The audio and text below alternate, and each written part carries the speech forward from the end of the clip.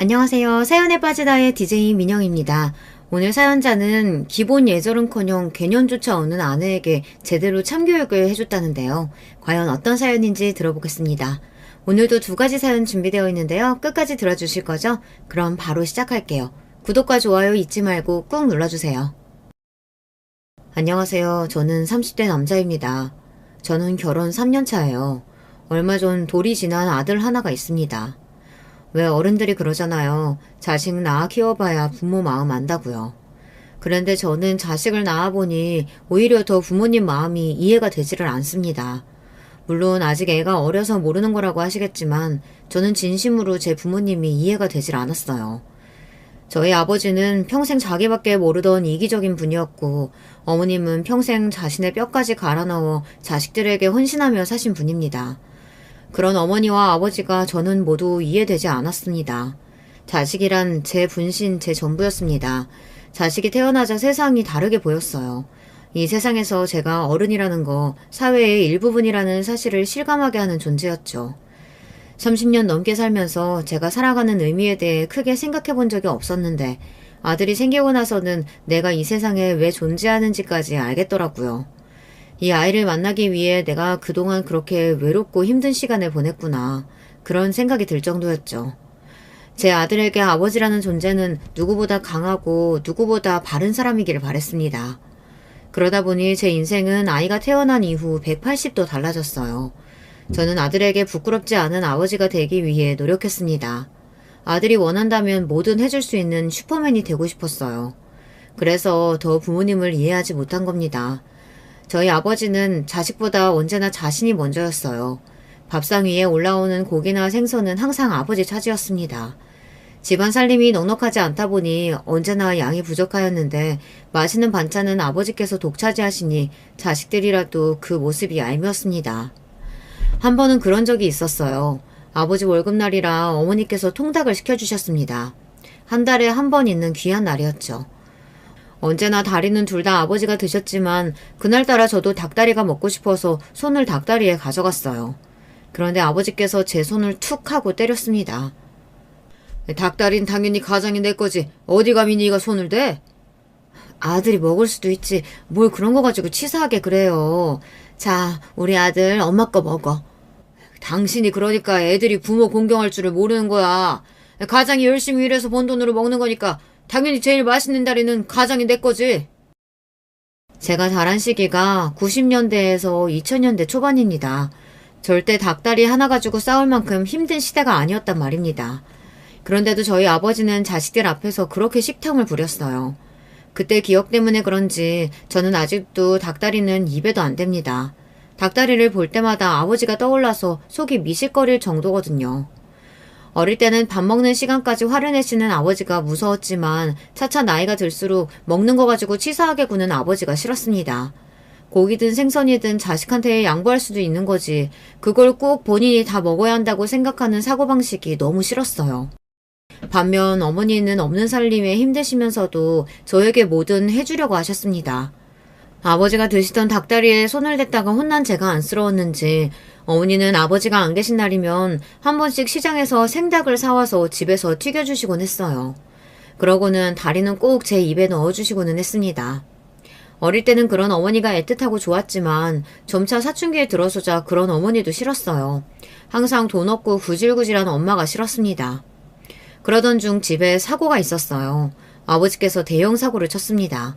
제가 고등학교 때였는데 방학이라 저는 친구들을 만나러 나갔었고 집에는 아버지와 동생만 있었어요. 어머니는 시장에 다녀오는 길이었죠. 그런데 집에 불이 난 거예요. 아버지가 집에서 담배를 피우셨는데 담뱃불을 제대로 끄지 않은 채 화장실 휴지통에 대충 넣었다가 불이 났다고 하더라고요. 시장에 다녀오시다가 집에 불이 난 모습을 보고 깜짝 놀란 엄마가 바로 119에 연락했어요. 다행히 크게 다친 사람은 없었지만 화장실 바로 옆방에서 자고 있던 동생이 얼굴과 다리에 큰 화상 흉터가 생겼어요. 거기다가 당시에 살던 집이 다세대 주택의 반지하 월세였는데 저희가 살던 집을 포함 옆집과 윗집에도 피해를 줬으니 저희는 보상해야 했습니다. 안 그래도 불러서 갈 데도 없는 와중에 보상까지 하라고 하면 도대체 어쩌라는 거야? 우리나 옆집이나 다 월세인데 수리는 주인 아줌마가 알아서 해야지. 얼씨구, 이 아저씨가 말이면 다 한 줄 아나? 아무리 세입자라도 본인이 불운했으면 아저씨가 보상하는 게 맞죠. 자꾸 이렇게 뻔뻔하게 나오면 손해배상 청구할 거예요? 뭐야? 손해배상 청구? 이 옆에 내가 미쳤나? 이까지 집 좀 있다고 지금 내 앞에서 유세 떠는 거야? 여보, 그만해요. 우리가 잘못한 거 맞잖아. 준우 엄마, 우리가 미안해. 우리도 지금 당장 돈이 없어서 그러는 거니까 애들하고 지낼 곳 구하는 대로 연락할게. 잘못한 아버지는 고개를 바짝 쳐들고 소리를 지르는데 어머니는 자신보다 나이도 어린 집주인에게 허리를 바짝 숙였습니다. 그 모습을 보는데 우라통이 터져서 금방이라도 가슴이 터져버릴 것 같았어요. 이 옆에 내가 연락하긴 뭘 연락해? 나는 한 푼도 못 주니까 그런 줄 알아! 뻔뻔한 아버지는 윗집에 사는 주인 아주머니와 실랑이를 벌였어요. 끝까지 보상을 못하겠다고 버텼지만 아버지 과실이 워낙 확실하다 보니 보상을 피해갈 수 없었죠. 우리 가족은 결국 외할머니 댁에 들어갔습니다. 그나마 있던 월세 보증금을 보상비로 주는 거로 주인 아줌마랑 합의를 했거든요. 그전에도 제 인생이 평범하진 않았지만 본격적으로 꼬이기 시작한 건 그때부터였던 것 같아요. 갑자기 외할머니 댁으로 내려가면서 시골로 전학 가게 됐고 여동생은 얼굴과 다리에 큰 화상 흉터가 생겨서 얘가 집 안에서 나오지 않으려고 했거든요. 어머니는 그런 동생을 위해 수술을 해주겠다고 매일같이 일했습니다. 반면 아버지는 전보다 더 이상해졌어요. 본인 때문에 가족들이 고생한다는 걸 알면서도 자존심에 인정하고 싶지 않았는지 더 삐뚤어졌죠. 아무래도 처가에 얹혀 살고 있다는 게 본인 딴에는 눈치가 보이긴 하는지 매일 아침이면 일하러 나가기는 했어요. 하지만 저녁이 되면 술에 잔뜩 취해 집에 들어왔습니다. 그러고는 술에 취한 척 어머니에게 매일 소리를 지르고 물건을 집어던졌어요. 그럴 때마다 외할아버지가 아버지에게 나가라고 소리도 지르고 욕도 해봤지만 소용없었습니다. 아버지는 다음 날이면 아무 일도 없었다는 듯 뻔뻔하게 행동했거든요. 저는 어머니도 이해가 되지 않았습니다. 아버지라고 부르고 싶지도 않은 인간이랑 헤어지면 그만인데 끝까지 이혼하지 않고 다 참고 사셨으니까요.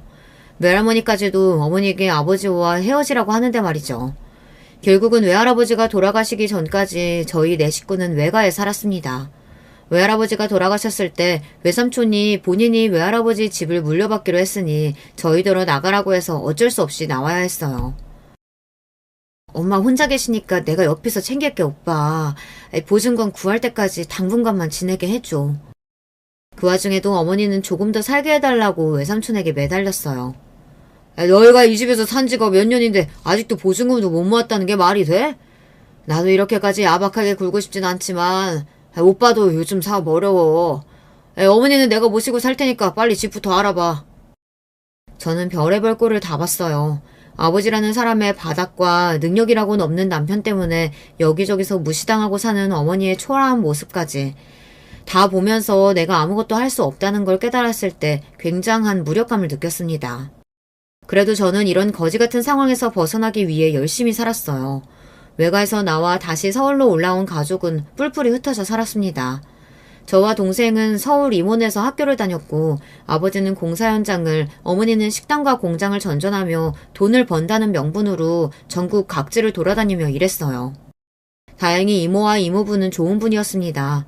갑자기 떠안게 된 조카들이 부담스러웠을 텐데도 저와 동생에게 잘해주셨어요. 하지만 그렇다고 부모 없이 동생을 챙기며 산다는 게 저에게 쉬운 일은 아니었습니다. 당시에 저는 대학생이었어요. 학비를 벌어야 하다 보니 매일 아르바이트를 했습니다. 그 와중에 동생도 챙겨야 했고요. 성형수술을 한 번 했는데도 아직 얼굴에 흉터가 있다 보니 동생은 여전히 소극적이고 사람들과 어울려 지내기를 어려워했습니다.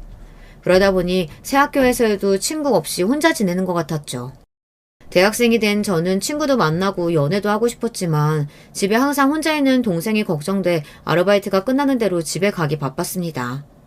이모가 아무리 잘 챙겨준다고 해도 동생은 아직 이모에게조차 마음을 열지 않았거든요. 그렇게 힘든 시기를 지나 집안 사정이 좀 나아진 시기가 있었어요. 이기적이고 자기밖에 모르던 아버지가 죽기 전에 한 가지 잘한 일은 있더군요. 제가 군대에 있을 때였는데 아버지께서 공사 현장에서 일하다가 사고로 돌아가셨어요. 자식으로서 이런 말을 하면 안 되지만 차라리 잘 됐다 싶었습니다. 당시에 아버지는 술만 먹었다 하면 어머니에게 욕을 하고 손찌검을 했어요. 어머니는 항상 아니라고 하셨지만 뻔히 눈에 보이는 상황을 제가 모를 리 없었죠. 아버지의 사고가 산재로 인정되면서 보험금이 나왔습니다. 그 돈으로 우리 세 식구가 드디어 함께 살 수 있게 되었어요. 비록 전세였지만 그래도 셋이 함께 살 수 있다는 게 너무 좋았어요. 제대하자마자 저는 취직했습니다. 저도 일하고 어머니도 일해서 그런지 살림이 점차 나아지는 것 같았어요. 그런데 그 행복은 오래가지 않았습니다. 어머니께서 직장암에 걸렸어요. 수술 후 완치 판정을 받기는 했지만 수술 중 항문을 살리지 못해서 장로를 달게 되었습니다. 졸지에 제가 어머니와 동생 모두를 책임져야 했죠. 어머니는 어떻게든 일을 하겠다고 하셨지만 평생 장로를 달고 살아야 하는 장애가 생긴 어머니를 써줄 곳은 어디에도 없었어요. 더군다나 동생은 여전히 방 안에서 나오지 않을 테니 제가 모든 걸 책임져야 했죠. 그때까지도 저는 결혼 생각이 전혀 없었어요. 세상에 어떤 여자가 저와 결혼하겠나 싶었거든요. 그런데 그때 아내를 만나게 됐습니다. 아내는 굉장히 적극적이었어요. 저와 함께 일했던 동료 친구였는데 동료 SNS를 보고는 제가 본인 이상형이라고 소개해달라고 했다더군요. 살면서 그런 일은 처음이라 저도 신기했습니다.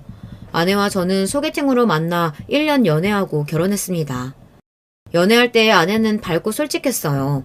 사실 저희 집안 사정을 다 알고 나서 당연히 저에게 실망할 줄 알았는데 아내는 뭐든 괜찮다고 했습니다. 물론 아내는 평범한 집안에서 자란 사람이다 보니 제 상황에 대해 깊게 생각하지 않았던 것 같아요. 단순히 아버지가 안 계시고 어머니 몸이 편찮으신 정도로 생각한 거죠. 막상 결혼하고 보니 현실은 달랐던 겁니다. 제가 결혼하고 나서도 어머니에게 생활비를 드렸어요. 그럴 수밖에 없는 게 어머니께서 암 치료를 하는 동안 돈이 많이 들어가서 집을 월세로 옮겼거든요. 거기다가 동생은 우울증 약까지 복용하고 있어서 직장을 구할 수가 없었어요. 그나마 고등학교 때 배운 디자인 기술로 집에서 간단한 아르바이트 정도 하는 것 같은데 그거로는 어머니와 생활하기 버거웠죠. 그래서 내내 월세는 제가 부담했어요. 그런데 아내는 그걸 가지고 저에게 언성을 높인 적이 있습니다. 도대체 언제까지 어머니 월세 내드릴 거야? 우리도 애 갖고 집도 사야 하는데 한 푼이라도 아껴야지. 아가씨는 일 안 한대? 어머니가 일 못하면 아가씨라도 나가서 돈을 벌어야지. 언제까지 히키코모리처럼 집안에만 있을 거래? 아내 말이 틀렸다고 생각하진 않습니다. 아내 입장에서는 매달 시댁 월세를 내준다는 게 이해가 안 될 수도 있으니까요. 하지만 이 점에 대해 결혼하기 전에 아내에게 양해를 구하기도 했고 그만큼 제가 아내에게 잘하려고 하고 있습니다. 저와 아내는 각자 월급을 받으면 일부를 생활비 통장에 넣고 저축을 해요. 나머지는 본인이 알아서 용돈으로 씁니다. 제가 어머니 댁 월세를 내드리고 있으니 그만큼 제가 생활비를 더 내기로 결혼 전에 이야기했어요. 그런데 결혼 이후 아내는 툭하면 제가 시어머니 댁 월세를 내는 거에 대해 꼬투리를 잡았습니다. 내가 이런 말까지 안 하려고 했는데 자기가 자꾸만 월세 가지고 이야기하니까 해야겠다. 자기가 매달 나한테 사달라고 하는 옷이나 물건이 어머니 월세보다 더 나가. 내가 얼마나 힘들면 나가서 아르바이트까지 하겠어. 제가 부모님이 항상 돈 가지고 싸우시는 모습을 보면서 자랐기에 저는 절대 돈 가지고 아내와 싸우고 싶지 않았어요. 그래서 항상 아내와 상의해서 결정하고 아내가 필요하다고 하면 뭐든 사줬습니다. 그러다 보니 제 월급만 가지고는 부족해서 토요일마다 친구가 운영하는 가게에 나가 일을 도와주고 아르바이트비를 받았어요. 그래야 생활이 됐거든요. 제가 그렇게 열심히 사는 걸 제일 잘 알면서 아내가 한 번씩 어머니에게 쓰는 돈 가지고 이야기를 하면 저도 기분이 나빴어요. 아내는 학원에서 아이들을 가르쳐요. 일반 직장인보다 월급이 적지 않습니다. 아내는 결혼 전까지 혼자 그 월급을 다 쓰고 살았어요. 장인 장모님이 여유가 있다 보니 아내가 취직하고 나서 전세도 얻어주시고 차까지 사주셨거든요. 그러다 보니 아내는 저축이나 돈을 아낀다는 개념이 별로 없어요. 버는 돈을 본인 쇼핑하는 데 다 썼죠. 그러다 보니 아내는 저보다 훨씬 씀씀이가 커요. 생활비를 내고 어느 정도를 용돈으로 쓰는지 제가 다 아는데 그 돈을 사치 부리는 데 다 쓰는 것 같더라고요. 아내의 그런 점이 저도 마음에 들지 않았지만 제가 부족한 게 많은 사람이다 보니 항상 참고 넘어갔어요. 빚을 지는 것도 아니고 아내가 본인이 벌어서 본인이 쓰는데 제가 뭐라고 할 자격이 없다고 생각했거든요. 저도 아내처럼 여유로운 집안에서 평범하게 자랐다면 나도 그랬겠다 싶기도 하고요. 그래도 다행인 게 제가 결혼하고 나서는 어머니께서 기초수급자 자격이 돼서 나라에서 달마다 지원금이 나와요. 어머니와 워낙 돈을 안 쓰시다 보니 그 돈으로도 생활이 된다고 하시더라고요. 제가 보너스라도 받는 달은 조금 더 돈을 보내드리는데 그럴 때마다 어머니는 안 받으려고 하세요. 장가 갔으면 네 가정 꾸리면서 살아야지. 자꾸 시댁에 돈 주면 새아기가 나를 어떻게 생각하겠니? 아들, 이제 엄마랑 동생 걱정 말고 새아가랑 행복하게 살아. 어머니는 항상 당신 걱정하지 말라고 했습니다. 다 알아서 할 수 있다고요. 동생에게 들으니 얼마 전부터 점심때만 동네 식당에 나가 설거지 아르바이트를 하시는 것 같은데 그것도 저에게 이야기를 안 하시더라고요. 뻔하죠. 제가 걱정할까봐 그러시는 거예요. 어머니께서 그럴수록 저는 더 어머니가 걱정됐어요. 자식 마음이야 다 그렇겠지만 평생을 본인 인생이라고는 없이 고생만 하시는 어머니가 안쓰러웠어요. 어머니는 평생 비행기도 못 타보셨어요. 저도 여행을 많이 다닌 건 아니지만 그래도 직장 생활하며 출장도 가보고 아내와 여행도 한두 번 다녀왔습니다. 저도 힘들다고 해도 그래도 남들 하는 거 다 하고 살아봤는데 어머니는 자식이 둘이나 있는데도 가까운 곳에 여행도 못 가셨다는 게 마음에 쓰였습니다. 그러던 어느 날 휴가 때 회사에서 제주도 항공권이랑 호텔 숙박권을 받게 됐습니다. 저는 제주도 항공권을 보는 순간 어머니가 떠올라서 어머니께 드리려고 했어요. 그런데 아내가 노발대발 난리를 치더라고요. 휴가라고 당신 회사에서 준 항공권을 왜 어머니를 드려? 당연히 우리가 가야 하는 거 아니야? 아내는 당연히 우리가 가야 하는 거 아니냐고 따졌어요. 너무 당연하게 이야기하는데 저도 기가 막혀서 헛웃음이 다 나오더라고요. 우리는 제주도 가봤잖아. 우리 어머니는 제주도는커녕 비행기도 한번 못 타보셨어. 자기, 이 호텔 숙박권이 얼마짜린 줄 알아? 이 호텔 요즘 엄청 핫한 데란 말이야. 나도 이 호텔 못 가봐서 가고 싶어. 아내는 어린애처럼 징징거리기 시작했습니다. 본인도 제주도는 가봤어도 이 호텔은 가본 적 없다고요. 알았어. 그럼 내가 우리 둘 항공권이랑 호텔 예약할 테니까 이번 휴가는 어머니랑 동생 데리고 갔다 오자. 저도 여유가 있었던 건 아니지만 그래도 아내가 가고 싶다고 하니 그럼 이번 휴가는 어머니랑 동생이랑 같이 다녀오자고 했어요. 그런데 제 말에 아내 얼굴이 확 굳어버리더군요. 그러더니 한다는 말이 가관이었어요. 여름 휴가를 시어머니 모시고 가는 며느리가 어딨어. 거기다가 집에만 있는 아가씨가 제주도까지 간다고 하겠어? 아내는 딱 잘라 어머니 모시고 제주도 가기 싫다고 했습니다. 제주도에 갈 거면 우리 둘이 가자고 했어요. 저는 아내의 태도에 기분이 상해 표정 관리가 안 됐습니다. 당신 해도 너무하는 거 아니야? 나는 명절 때마다 장인 장모님 모시고 여행 갔잖아. 당신은 한 번이라도 우리 어머니 모시고 어디 식당이라도 간 적 있어? 내내 담아왔던 서운함이 터지고 말았습니다. 저는 능력 없는 사위라는 이유로 알아서 장인 장모님 눈치를 보고 잘하려고 노력했어요. 아무리 피곤해도 장인어른이 술 한잔 하자고 하시면 무조건 나갔고 장모님께서 장 보러 같이 가자고 하시면 언제나 운전사 노릇을 했습니다. 그런데 아내는 시집와서 저희 어머니랑 시장 한번 같이 간 적이 없어요. 장로 달고 다니시는 분이랑 외출을 같이 어떻게 해? 혹여나 흘리기라도 하면 나더러 어떡하라고. 아내도 짜증이 났는지 내내 속으로만 생각하고 있던 말을 하더라고요. 아내의 말에 저는 너무 화가 나서 그대로 집을 나가버렸습니다. 더 아내와 이야기를 나누다가는 저도 심한 말을 하게 될 것 같아서요. 제주도 항공권과 호텔 숙박권은 장인 장모님께 드렸어요. 제가 어머니께 드리려고 말씀드렸는데 어머니는 안 가겠다고 우기셨어요. 엄마가 제주도를 어떻게 가? 비행기 탔다가 장루라도 터지면 어떡하라고. 엄마는 괜찮으니까 너희끼리 오붓하게 다녀와. 거봐, 어머님 안 가신다고 했잖아. 그냥 우리끼리 가자니까. 괜히 어머님 마음만 더 쓰게 해드렸다. 어머니의 말에 신이 나서 말하는 아내가 왜 그렇게 얄미운지 저는 제주도에 가고 싶은 마음이 싹 사라져버렸어요. 아내와는 절대 가고 싶지 않았습니다. 마음 같아서는 항공권이든 숙박권이든 다 버려버리고 싶은데 그건 아까우니 그냥 장인 장모님 다녀오시라고 드렸어요. 아내는 그런 사람이었습니다. 원래 자기 자신이 제일 중요한 사람이에요. 아내의 당당하고 솔직한 면이 좋아서 결혼했는데 막상 살아보니 그게 아니더군요.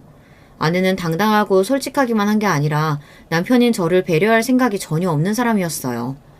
결혼하겠다고 우리 집에 처음 인사 갔을 때도 아내가 좀 철없이 굴었습니다. 아내에게 제가 미리 어머니와 여동생과 함께 살고 있다는 이야기를 했는데 집이 그 정도로 좁은 줄은 몰랐던 거죠. 아내는 제 방을 보더니 이렇게 작은 방에서 어떻게 살았냐고 하더라고요. 그리고 어머니께서 장루를 하고 있다는 이야기도 했었는데 아내는 장루가 뭔지 제대로 몰랐던 것 같아요. 드라마나 영화에서 본 게 전부였던 거죠. 장루를 하고 있으면 아무리 자주 가라도 샤워를 해도 특유의 냄새가 있어요. 저는 어느 정도 익숙해져서 퇴근하고 집에 들어가도 몰랐는데 아내는 처음 맡아보는 냄새다 보니 그게 역했나 봐요. 우리 집에 들어서자마자 아내는 미간을 구기고는 코를 세게 막았어요. 이게 무슨 냄새지? 1층이라 하수구 냄새가 나는 건가? 아내는 아무것도 모르고 한 말이겠지만 어머니는 순간 당황해서 얼굴이 새빨개졌어요. 아이고, 금방 가았는데 아무래도 처음 보는 사람은 냄새가 역할 수도 있겠다. 잠깐만 장로 주머니라도 차고 올게. 어머니는 아내의 반응에 당황해서 도망가듯 방으로 들어갔어요. 장로를 감싸는 주머니 같은 게 있는데 그거라도 하면 냄새가 덜 날까라고 생각하신 것 같았죠. 어머니의 반응에 저도 모르게 기분이 상했습니다. 아무리 몰라도 30이 넘은 나이에 그 정도 배려는 할 수 있는 거 아닌가 해서요.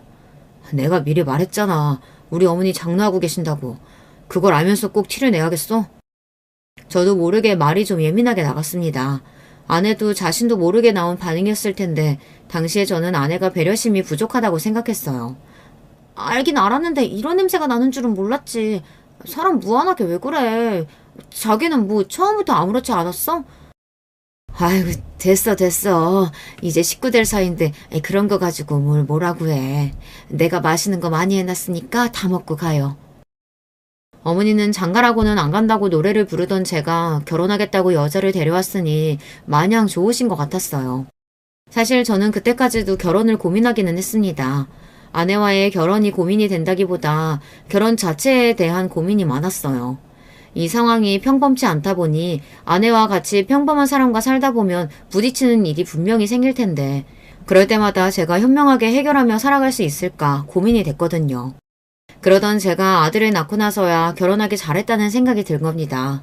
아들이 태어나던 날 얼마나 울었는지 몰라요. 눈이며 코며 자그마한 발가락까지 신기하게도 저를 쏙 빼다 닮았더라고요.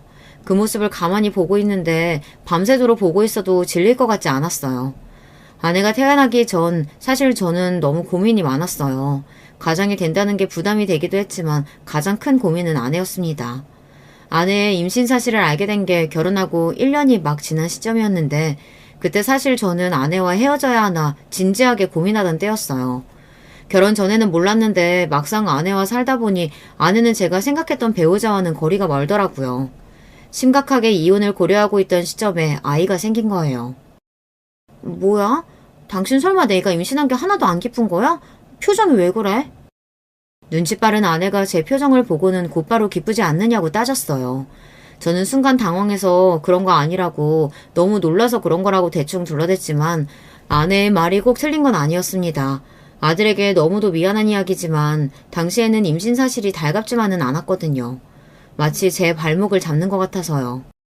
당신 성격에 자리에서 벌떡벌떡 뛰며 좋아할 거라고까지 생각한 건 아니지만 지금 반응은 너무 실망이다. 어쩜 그렇게 무표정할 수가 있어? 아니야, 너무 좋지. 엄마랑 장인 장모님도 너무 좋아하시겠다. 연락 드렸어? 아직. 자기한테 먼저 이야기하고 연락드리려고 했지. 근데 자기 나 임신 선물 뭐 해줄 거야? 나래는 샤넬백 받았다고 하고 수진이는 하와이 갔다 왔다고 하던데. 아내는 눈을 반짝이며 저만 바라보고 있었습니다. 저는 아내가 저를 향해 그런 눈빛을 보낼 때마다 부담스러웠어요. 얼마 전에 결혼기념일 때 가방 사고 싶다고 해서 백화점에서 사줬잖아. 그리고 아직 임신 초기인데 위험하게 여행을 어떻게 가. 당분간은 조심해야지. 결혼기념일은 결혼기념일이고 임신은 임신이지. 그리고 그날 내가 샤넬 사달라고 했더니 자기가 너무 비싸다고 고작 100만 원짜리 사줬잖아. 아내는 어떻게든 샤넬백이라도 얻어내겠다는 듯 조르기 시작했습니다. 여행은 어차피 시간도 안 되니 가방이라도 사달라고 했어요. 저럴 때 보면 우리가 결혼한 게 맞나 싶어요. 결혼은 연애랑 다르잖아요. 연애할 때야 서로 모든 걸 다 알 수는 없으니 당연히 상대방 생각을 못 할 수도 있지만 부부는 가족인데 상황이 다르잖아요. 서로 경제적인 상황을 다 공유하고 있는 상황에서 우리 집 상황을 뻔히 다 알면서 샤넬이니 하와이니 하는 소리를 저렇게 쉽게 할 수 있는지 모르겠어요. 말이 나와서 말인데 당신 친구들하고 자꾸 비교하는 거 나 너무 힘들어. 당신도 우리 상황 뻔히 다 알잖아. 우리 둘이 열심히 벌어도 내년에 전세금 올려주기도 빠듯한 거. 그 와중에 결혼기념일이라고 내가 무리한 거 다 알면서 꼭 말을 그렇게 해야겠어? 아내가 오랫동안 강남에서 학원 강사 일을 했어요. 그래서 그런지 눈이 좀 높습니다. 더군다나 같이 근무했던 선생님들은 다들 능력 있는 남자나 잘 사는 집안 남자를 만나 결혼했대요. 반면 저는 집안도 그저 그렇고 직업도 일반 회사원이라 내세울 만한 게 없었습니다. 그런 거 뻔히 다 알고 저랑 결혼했으면서 툭하면 자기 친구들을 들먹이며 똑같이 해달라고 하니 답답해 미칠 노릇이었어요. 바로 얼마 전에 결혼기념일에도 하도 닥달해서 카드 할부로 가방을 사준 건데 그거로도 만족을 못하고 임신을 빌미로 또 명품 가방 이야기를 하니 저도 모르게 욱하더군요. 또 시작이다. 그까짓 가방 얼마나 한다고 쪼잔하게 그래. 내가 뭐 나만 좋자고 이러는 거야? 나중에 우리 아기 태어나면 너 임신했을 때 아빠가 사준 가방이다 하고 보여주고 싶어서 그런 거지. 내가 괜히 이래? 여러분은 아내가 하는 말이 이해가 되시나요? 저는 다시 생각해도 아내 말이 이해가 되지 않아요. 아이가 생긴 거야 당연히 축하할 일이죠. 하지만 임신한 걸 기념하겠다고 몇백만 원짜리 가방을 사야 한다는 건 도대체 무슨 개소리인지 모르겠습니다. 가방 이야기는 그만해. 앞으로 아이 태어나면 돈 들어갈 일도 더 많으니까 지금부터라도 저렇게 해야지. 앞으로는 당신도 돈 허투루 쓰지 말고 아껴 써. 그날은 저도 지쳐서 단호하게 말했어요. 아내가 말도 안 되는 일로 억지를 부리는데 저도 이미 지쳐있는 상태였거든요. 그런데 얼마 뒤 생각지도 못한 일이 벌어졌어요. 아내가 집을 나가버렸습니다. 주말 내내 전화도 안 받고 집에도 안 들어왔어요. 저는 걱정돼서 실종신고라도 해야 하나 하고 있었는데 장인어른에게 연락이 왔더라고요. 이서방, 수영이 우리 집에 와 있네. 임신해서 예민한 애한테 도대체 무슨 소리를 했길래 애가 이틀 동안 울고불고 저러고만 있나? 아내는 말도 안 하고 처가에 있었어요. 언제나 저에게 너그러우셨던 장인어른께서 아내의 이야기만 듣고 화가 나는시 전화를 하셨더라고요. 저는 속상한 마음에 장인어른에게 며칠 전 아내와 있었던 일에 대해 그대로 이야기했어요. 저도 아내와 잘 지내고 싶지만 한 번씩 아내가 제 상황은 고려하지 않고 철없이 구는 게 힘들 때가 있다고요. 아휴, 이게 다 내 잘못이지 뭐. 하나밖에 없는 딸이라고 내가 너무 오냐오냐 귀하게 키웠더니 애가 자기밖에 몰라. 내가 미안하네, 이서방. 그래도 임신한 애를 언제까지 저렇게 있게 둘 순 없으니까 자네가 좀 와서 데려가게. 내가 정신 차리게 이야기 해놓을 테니까. 장인어른은 그래도 저를 많이 이해해 주셨어요. 아내를 워낙 귀하게 키우셨으면서도 아내가 도가 지나치게 굴면 항상 엄하게 혼내셨습니다. 저와 아내가 한 번씩 싸우고 아내가 친정에 가서 하소연을 하면 장인어른은 그래도 제 편을 들어주셨어요. 철없는 아내랑 사느라 고생 많다고요. 그날도 아내의 행동만 보면 처가에 데리러 가고 싶지 않았지만 장인어른의 이야기를 듣고 보니 제가 아내를 데리러 가는 게 맞는 것 같아 바로 처가로 갔습니다. 자네는 애가 아무리 철이 없어도 그렇지 임신한 애한테 그렇게 소리 지르면 어떡해. 그깟 가방이 뭐라고 그냥 좀 사준다고 하면 되지. 이서방이 가방 사주기 싫어서 그랬겠어? 이서방 말이 맞아. 앞으로 애 태어날 텐데 지금까지 쓰던 대로 펑펑 쓰면 안 되지. 장모님, 장인어른 신경 쓰게 해드려서 죄송해요. 제가 아직 많이 부족합니다. 앞으로 아기도 태어날 텐데 저도 좀 더 어른스럽게 행동하겠습니다. 저와 아내 사이가 어떻든 어른들까지 신경 쓰게 해드렸으니 저는 죄송해서 장인 장모님께 죄송하다고 사과드렸어요. 그리고 집에 오는 길에 아내에게도 사과했습니다. 제가 너무 예민하게 굴었다고요. 저라고 왜 아내에게 할 말이 많지 않겠습니까? 하지만 아이까지 생긴 마당에 앞으로 아내와 더 맞춰나가야 할 게 많을 텐데 이 정도 일로 싸우면 안 되잖아요. 이제 아이 아빠가 될 테니 조금 더 너그러운 마음을 갖자 싶었죠. 하지만 마음을 먹는다고 해서 쉬운 일은 아니더군요. 아들이 태어나자 아내와 싸울 일이 더 많아졌어요. 한 번은 이런 적이 있었습니다. 아내가 출산이 임박해와서 육아휴직을 하고 1년 동안 육아를 했어요. 아내가 육아휴직을 하는 동안 아내와 저는 셀 수도 없이 많이 싸웠습니다. 아내는 제가 없는 동안 하루 종일 혼자 아이를 보다 보니 많이 지쳤어요. 그래서 저는 아내의 비위를 맞추기 위해 많이 노력했습니다. 아침에 출근할 때는 혹여나 아내와 아이가 깨기라도 할까봐 화장실 불도 못 켜고 최대한 조용히 씻고 출근 준비는 거실에서 다 했습니다. 그리고 퇴근하고 집에 돌아올 때도 항상 저녁거리와 다음날 아내가 먹을 음식을 사서 퇴근했어요. 아내가 아기 보면서 도저히 밥까지는 할 수 없다고 했거든요. 오늘도 애 재우다 팔 떨어져 나가는 줄 알았어. 도대체 애는 왜 가만히 누워서 자질 않나 몰라. 지겨워. 하루 종일 고생했어. 지금부터 내가 볼 테니까 당신 밥부터 먹어. 아내는 제 얼굴만 보면 기다렸다는 듯 울분을 토해냈습니다. 저는 퇴근하자마자 씻지도 못하고 아내 옆에 앉아 애를 보며 그 하소연을 다 들어줘야 했어요. 이 정도는 저도 이해할 수 있습니다. 워낙 밝고 친구도 많은 사람이 외출도 못하고 매일 아이하고만 있으니 스트레스가 얼마나 심하겠어요. 아내를 챙길 수 있는 사람은 저밖에 없으니 제가 더 열심히 해야겠다 싶었죠. 그러던 어느 날이었습니다. 아내가 결국은 힘들었는지 장인어른에게 이야기해서 집에 보모를 불렀습니다. 제 월급으로는 감당이 안 되니 장인어른께서 불러주신 거죠.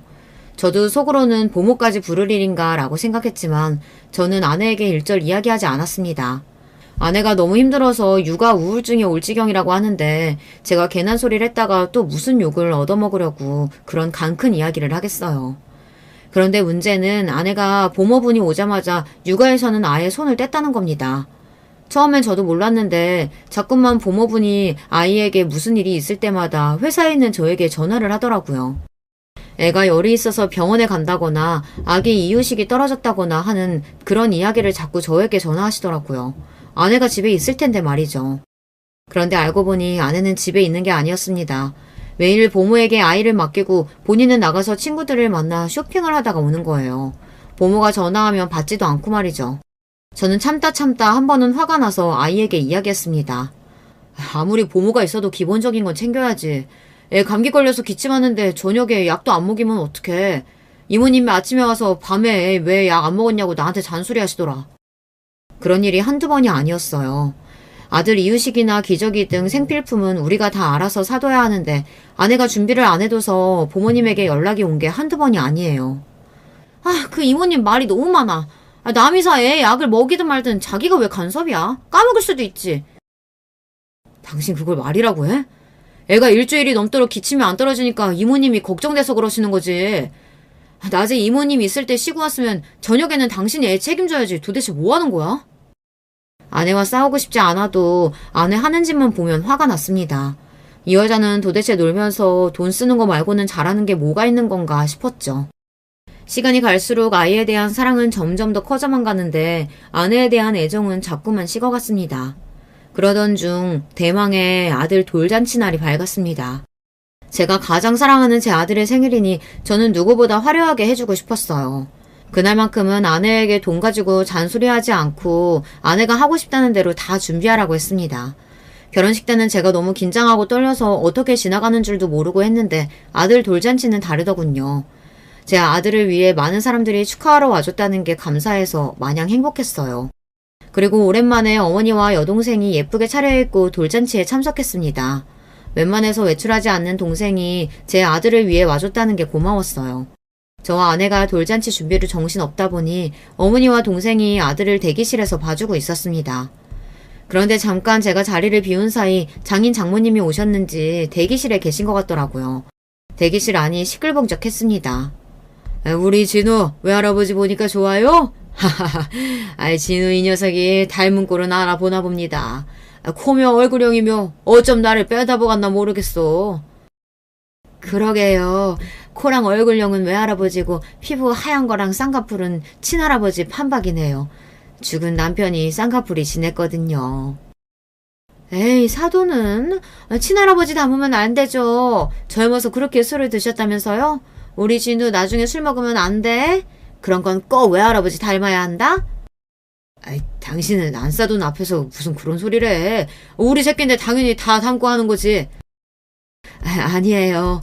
사돈 말씀이 맞습니다. 그 인간 닮아봐야 좋을 거 하나도 없죠 뭐.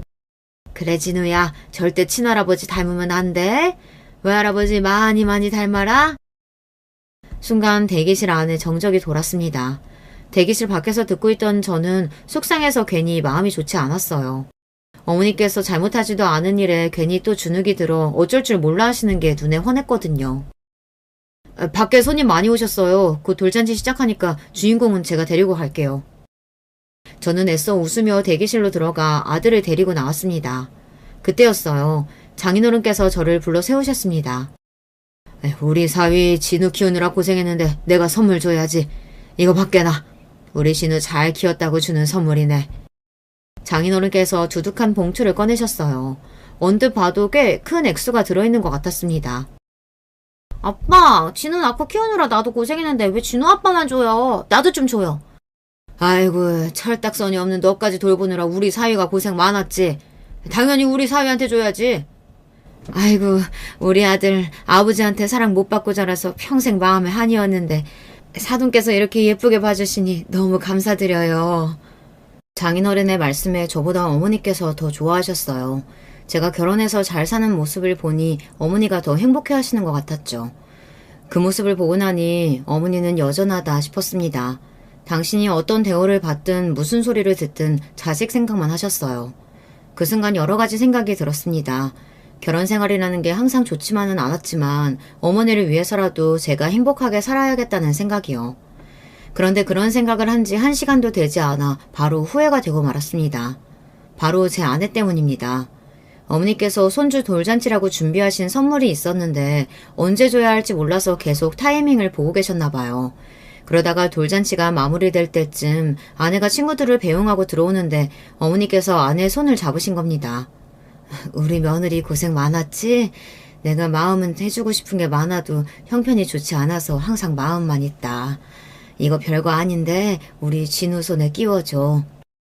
돌잔치 전부터 어머니께서 고민하셨어요. 할머니가 첫 손주 돌인데 좋은 거 해줘야 며느리에게 면이 서는데 형편이 넉넉지 않다고요. 하도 그러시길래 제가 신경 쓰지 말라고 했습니다. 남도 아니고 식구들끼리 무슨 그런 걸 신경 쓰냐고요. 저는 진심으로 아무것도 하지 마시라고 했는데도 어머니 마음은 또 그게 아닌가 봐요. 어머니는 힘든 와중에 손주를 위해 돌반지를 사오셨는지 작은 상자를 아내에게 건넸습니다. 그런데 그때였어요. 아내의 반응이 심상치 않았습니다. 반지가 왜 이렇게 작아요? 아내는 상자를 열자마자 안에 있는 반지를 보고 왜 이렇게 작냐고 물었습니다. 순간 어머니의 얼굴이 새빨개졌어요. 이게 반돈이라 그래. 요즘 금값이 많이 올랐더라고. 어머니는 민망한 와중에도 웃으시면서 아내의 손을 토닥였습니다. 그런데 아내가 어머니의 손을 툭 치더니 반지 상자를 탁 소리가 나게 닫아버렸어요. 그러더니 한다는 말이 기가 막혔습니다. 어머니, 아까 친정아버지가 진우 아빠한테 건넨 봉투 못 보셨어요? 사위 고생한다고 저렇게 생각해 주시는데 어머니는 말로만 고생했다고 하시면서 이게 뭐예요? 매달 일도 안 하고 기초수급비 꼬박꼬박 받으시면서 그것만 모아도 최소 한도는 달겠어요. 저는 순간 제 두 귀를 의심했습니다. 아내가 아무리 개념이 없는 사람이라도 저 정도로 생각이 없는 사람인 줄은 몰랐으니까요. 진우 엄마, 당신 지금 뭐라고 하는 거야? 그게 우리 어머니한테 하는 소리 맞아? 저는 아내의 행동에 화가 나서 아내에게 바짝 다가갔습니다. 그리고 아내를 노려봤어요. 그래, 어머니한테 하는 소리 맞아. 당신도 이것 좀 봐. 남도 아니고 어떻게 할머니가 손주 돌잔치에 금 반돈을 할 수가 있어? 이럴 거면 차라리 아무것도 안 하는 게 낫지. 정말 구질구질해. 그만 안 해? 내가 지금까지 당신 하는 짓 예뻐서 참고 있는 줄 알아?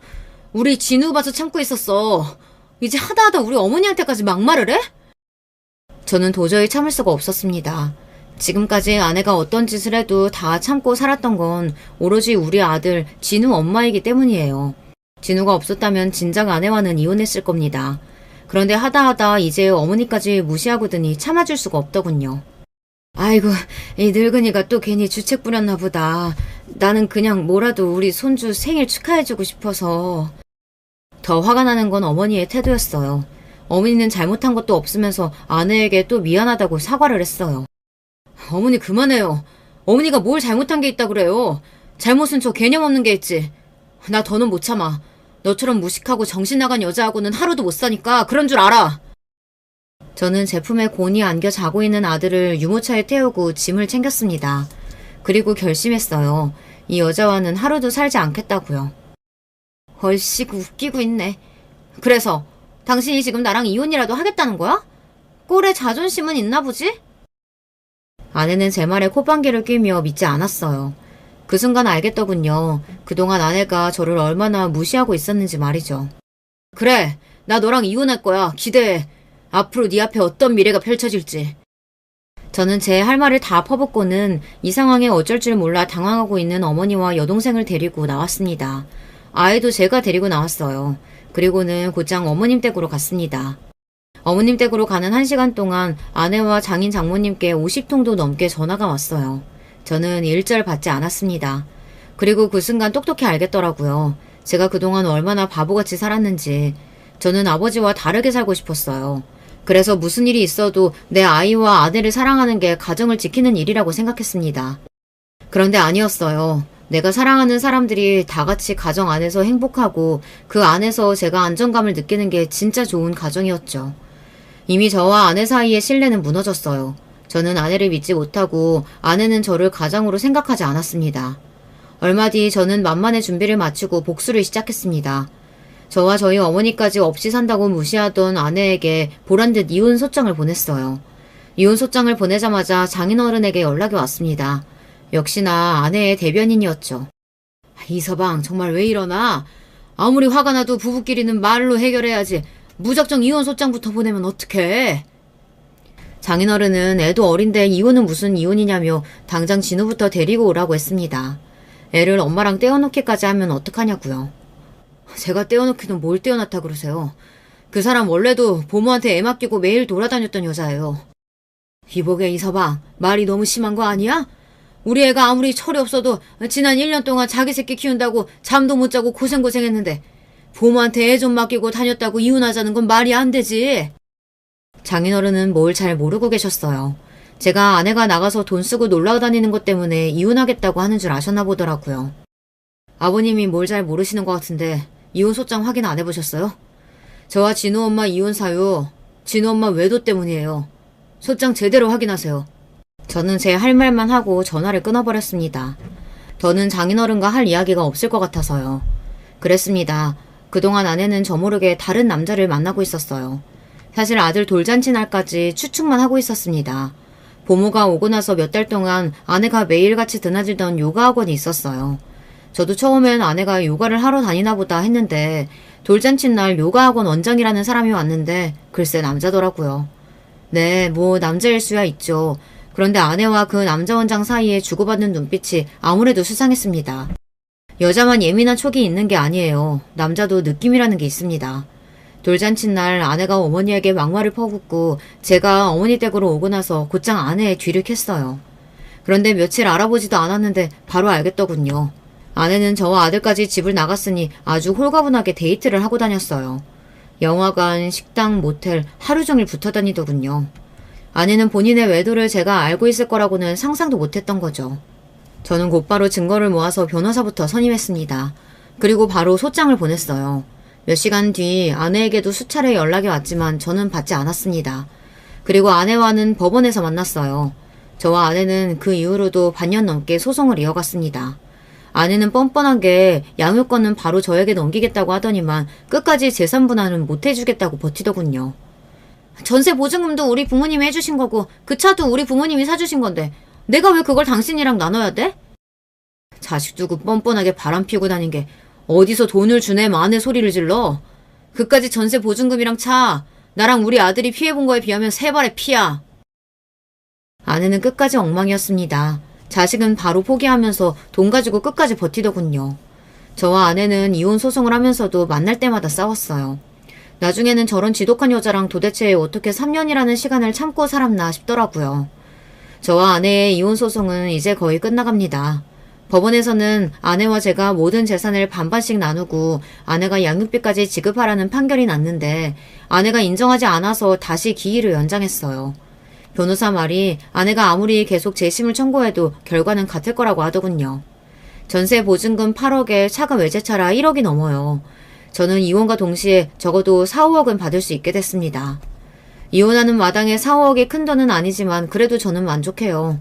그 돈이면 적어도 어머니와 동생 그리고 제 아들과 함께 살 수 있는 작은 집 정도는 구할 수 있을 테니까요. 여러분께서 앞으로 싱글파파로 살아갈 저에게 씩씩하게 아들 잘 키우라고 응원하는 댓글 좀 많이 남겨주세요. 지금까지 저의 이야기 들어주셔서 감사합니다. 여러분의 가정에는 항상 즐거운 일만 가득하시길 바랄게요. 매번 사연 잘 듣고 있는 여성 애독자예요. 저는 중학생 때 부모님의 사고를 겪었습니다. 모처럼 평일에 함께 시간을 내서 두 분이 놀러 가셨다가 사고를 당하셨죠. 아빠께서는 의식불명으로 병원에서 2주를 버티시다가 돌아가셨고 목숨을 건지신 엄마께서는 하반신에 영구적인 후유증을 안게 되셨습니다. 의지할 친척 따위는 없었어요. 오히려 아빠의 사망보험금이라든지 조의금을 가로채가려고 하이에나처럼 기웃거리더군요. 병원비 때문에 저희 가족들이 힘들어진 상황이라는 걸 알면서도 말이에요. 엄마께서 그 경황 없는 와중에도 친척들을 향해 그렇게 사는 거 아니라며 울분을 터뜨리셨죠. 저는 형제라고는 언니뿐이었어요. 언니는 그때 대학생이었습니다. 생계를 위해 대학을 중퇴하려 하였으나 저와 엄마가 말렸어요. 저는 고등학교를 인문계로 진학하지 않았고 학업과 아르바이트를 병행하며 돈을 벌어 가게에 보탬을 했습니다. 언니는 체질적으로 몸이 약해서 타고나기를 건강한 제가 열심히 하는 게 맞다고 생각했어요. 금수만도 못한 친척들, 휠체어를 타게 된 엄마를 바라보는 그 묘한 눈길들, 저희 가족에게는 정말 저희뿐이었어요. 똘똘 뭉쳐서 잘 살아보자고 매일 눈물로 다짐했었죠. 저에게 늘 미안해했고 고마워했던 언니는 정말 착한 형부를 만났습니다. 머나먼 시골에 본가를 둔 형부는 순박하고 성실한 사람이었고 저에게는 친오빠 같은 존재가 되어주었죠. 그렇게 저희는 이제 내 식구가 된 셈이었어요. 앞만 바라보며 저는 죽도록 열심히 살았습니다. 쉬는 건 노는 건 뭐든지 낭비 같았어요. 전무대를 졸업하자마자 취업부터 했고요. 그렇게 정신없이 산 제 앞에 인연이 나타났어요. 처음에는 친구로 지냈어요. 엉뚱한 구석이 있었고 그러면서도 늘 해맑은 웃음을 지을 줄 아는 그가 저는 너무 좋았습니다. 그래서 고백을 받았을 때 하늘을 나는 기분이었어요. 하지만 시간이 지나 청혼을 받게 되었을 때는 하늘이 무너지는 것 같았죠. 왜냐하면 사귀는 동안 차이를 느끼게 되었기 때문입니다. 편의상 이제 그를 제 남편이라고 칭하고 얘기를 해볼게요. 저희 집안은 앞서 설명드린 대로의 그런 수준이었는데요. 시댁은 훨씬 더 풍족했어요. 시아버지께서 우선 탄탄한 중견기업의 임원으로 계셨는데 워낙 유복한 집안에서 자라오신 분이었고요. 그래서 시어머니께서는 전업주부로만 오래 살아오셨다고 했습니다. 남편의 누나인 시누이는 이미 시집을 간 뒤였는데 엄청난 부잣집 자제하고 결혼을 했어요. 그런데 제가 어떻게 상대가 되겠나요? 말이 안 되는 일이었건만 놀랍게도 시아버지께서는 저희를 허락해 주셨습니다. 우리 딸을 너무 조건만 보고 결혼시켰던 것 같아서 내가 속마음을 고백해보자면 나는 그걸 두고 후회한 적이 있었어. 결혼한 후로 어딘가 웃음을 잃어버린 것 같은 가끔은 기가 죽어 보이기도 하고 출가 외인이 되어 자기 시댁에 묶여 사는 딸을 보며 심란할 때가 있었는데 우리 아들이 자기가 사랑해 죽겠다는 상대와 결혼을 하겠다고 하니까 나는 왜 이리 지금 이렇게 반가운 심정이 드는지. 알고 보니 시누이의 결혼에 그런 비화가 담겨있는 모양이었습니다. 시아버지의 허락을 받고 나자 저는 욕심이 생겼죠. 무조건 남편하고 결혼해서 잘 살고 싶다는 생각으로 가득 차게 되었어요. 하지만 시어머니께서 녹록하지 않으셨습니다. 처음부터 강력히 반대를 하셨어요. 제 수준, 저희 집안의 수준, 모든 게 말이 안 된다면서 이 결혼은 아예 성립할 수 없는 일이라고 일축하셨죠. 하지만 시아버지께서 허락하신 상황이었고 저희 친정은 제가 원하는 결혼이라고 하자 무조건 쌍수를 들고 환영하는 상황이었기 때문에 상견례 날짜가 금방 잡히게 되었어요. 그리고 대망의 상견례장이었습니다. 시댁 측은 시아버지, 시어머니, 시누이, 그리고 남편 이렇게 넷이었고요. 저희 측은 엄마, 언니, 형부, 그리고 저 이렇게 네 사람이었습니다. 초장부터 시어머니께서는 당신의 잘난 사위 이야기를 늘어놓으셨죠. 우리 사위가 이 자리에 있었으면 좋았을 텐데 주말에도 너무 바쁜 몸이라서 부득이하게 자리하지 못했네요. 양해 좀 부탁드려요. 다들 우리 사위를 만나서 말 한마디 섞어보고 친분이라도 쌓기를 학수고대했을 텐데 조금 실망하셨죠? 원래 이런 일은 뜻대로 안 되더라고요. 도대체 얼마나 북치고 장구치는 걸 혼자 다 하시던지 마치 저희 친정이 당신이 둔 그 잘난 사위를 영접이라도 하고 싶어서 안달이었을 것으로 착각을 하신 모양이었어요. 혹은 그냥 과도한 자랑질이셨을지도 모르죠. 아무튼 어이가 없어서 차마 그 말씀을 자르지는 못하고 대충 웃으면서 맞장구나 쳤습니다. 그때 시누이는 뭔가 대단히 할 말이 있다는 표정으로 입술은 몇 번 달싹였는데 말을 꺼내지는 않더라고요. 제가 그 눈치로 알아차렸죠. 신우의 남편은 애초에 여기 온다는 가정조차 성립한 적이 없다는 걸요.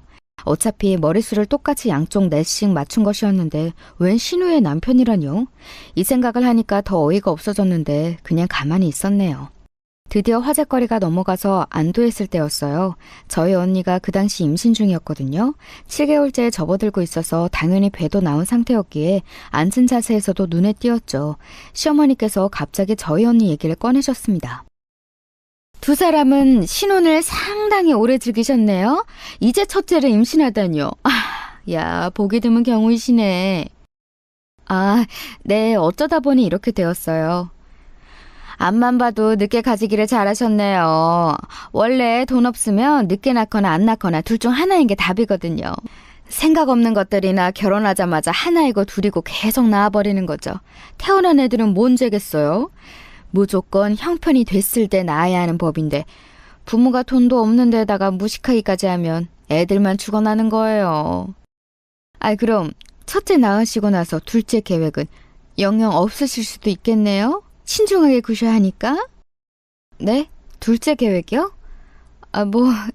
그렇죠? 네, 맞아요. 그래야죠. 누가 봐도 그건 시어머니께서 언니와 형부 두 사람을 깎아내리는 것이었어요. 한마디로 너희 수준의 둘째는 어렵겠다고 비웃는 거였잖아요. 제가 순간적으로 너무 화가 났는데 저희 언니가 맞장구를 치면서 무척 순하게 웃음을 지어 보였고 그 옆에서 형부도 고개를 끄덕끄덕하면서 동조를 하지 뭔가요. 두 사람이 시어머니 앞에서 아무 말도 못하고 그렇게 있는 것을 보자 저는 기분이 엄청 이상했습니다. 분위기를 읽으신 것인지 시아버지께서 애써 화제를 전환하고자 노력하시는 표정으로 당신의 일상 이야기를 꺼내기 시작하셨어요. 저의 친정 일동은 반가운 마음으로 열심히 듣고 반응을 했죠. 시어머니께서만 혼자 마음에 안 드신다는 듯이 입술을 삐죽거리셨습니다.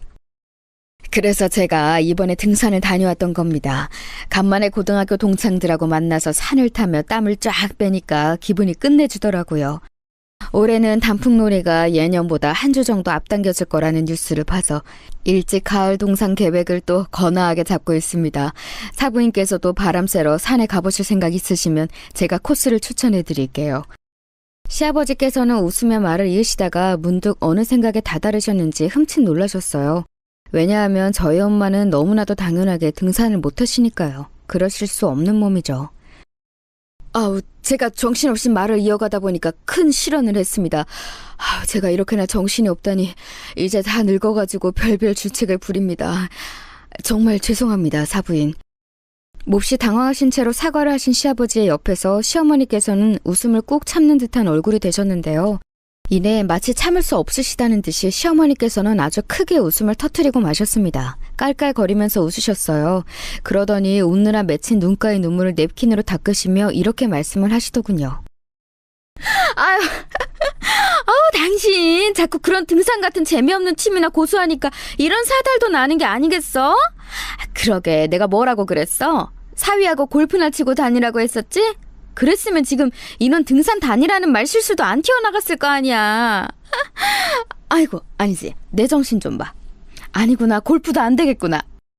다리가 저래서 고상하게 앉아 계시는 것밖에 못하는데 그런 분께 골프 얘기는 어떻게 꺼내겠어?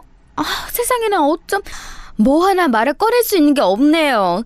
우리 집 양반이 필연적으로 말 실수를 할 수밖에 없는 상황이었던 것 같으니까 그쪽에서 이해를 좀 해줘요.